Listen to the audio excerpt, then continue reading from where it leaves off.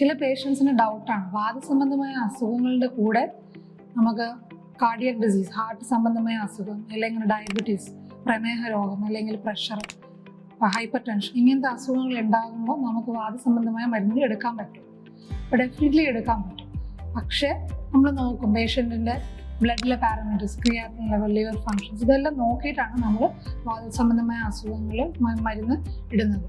So ഈ മരുന്ന് എടുക്കുന്നുണ്ടോ, കാർഡിയക് മെഡിക്കേഷൻസ് എടുക്കുന്നുണ്ടോ, അല്ലെങ്കിൽ BP-യുടെ ഗുളികൾ എടുക്കുന്നുണ്ടോ, ഡയബറ്റീസിൻ്റെ മരുന്ന് എടുക്കുന്നുണ്ടോ, വാദസംബന്ധമായ മരുന്നുകൾ എടുക്കാൻ പാടില്ല എന്നില്ല.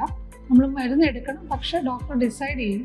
ഇപ്പോൾ നിങ്ങൾക്ക് ചിലവർക്ക് ചിലപ്പോൾ ക്രിയാറ്റിൻ കുറച്ച് കൂടുതലായിരിക്കാം. സോ അങ്ങനെ വരുമ്പം എല്ലാ വാദത്തിനും മരുന്നുകളും ചേരില്ല.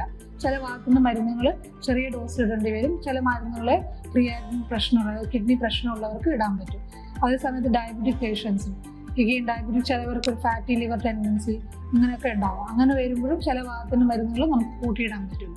സോ ഓരോ അസുഖത്തിൻ്റെ സ്ഥിതി അനുസരിച്ചിട്ട് വേണം നമ്മൾ വാദത്തിൻ്റെ മരുന്നുകൾ ഡോസ് കൂട്ടുന്നതും കുറഞ്ഞതും.